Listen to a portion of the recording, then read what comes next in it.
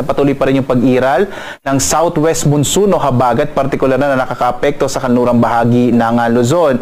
Samantala, meron pa rin po tayong tatlong mga weather system po. Yung una, yung low pressure area, nandito naman sa may bahagi ng labas na po ng Philippine Area of Responsibility. Ito yung dating bagyong si Dante, no? Na huling namatahan 690 kilometers north-northwest. Ito po siya, no? Sa may area ng north-northwest ng Itbayat sa Batanes. Nakita po natin, ibig sabihin ng kulay green na kulay dito ay malita yung chance na ito pa ay lumakas at inaasahan na malulusaw na ito sa mga susunod na oras. Samantala, yung bagyong Emong na may international name na Komay, ibig sabihin po pala ng Komay, ito po ay isang uri ng damo dito naman sa may Vietnam. So, Vietnam po yung nagbigay ng international name na Komay. Ay huling namatahan 875 kilometers northeast na extreme northern Luzon. So, ito po nga si Komay or Emong po, nung nasa loob siya ng PAR, inaasahan na rin natin malulusaw sa mga susunod na araw.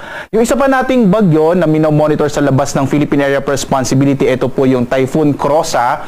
Yung Krosa, ito po ay tagak sa Cambodia. So, Cambodia naman yung nag-contribute po ng international name na Krosa. Huling namatahan may 2,400 km east ng Northern Luzon. Hindi natin ito inaasahang papasok ng Philippine Area of Responsibility at tuloy ang lalayo sa ating bansa. So, makikita po natin sa ngayon wala namang low pressure area sa loob ng Philippine Area of Responsibility. At mga kababayan, base po sa mga pinakahuling datos natin, medyo maliit na yung chance ang magkaroon tayo ng bagyo sa mga susunod na araw po. Pero magpapatuloy pa rin ang southwest monsoon o habagat na makakaapektong lalong-lalo na sa may kanlurang bahagi ng Luzon. Ang iba pang bahagi ng ating bansa, yung Visayas at Mindanao, makararanas naman generally fair weather po, pero posible pa rin yung mga isolated o pulupulong pag-ulan, pagkilat pagkulog sa hapon hanggang sa gabi. Ang lalabing bahagi naman ng Luzon, makararanas naman po ng medyo maulap na kalangitan na may mga kalat-kalat na mga pag-ulan, pagkidlat, pagkulog.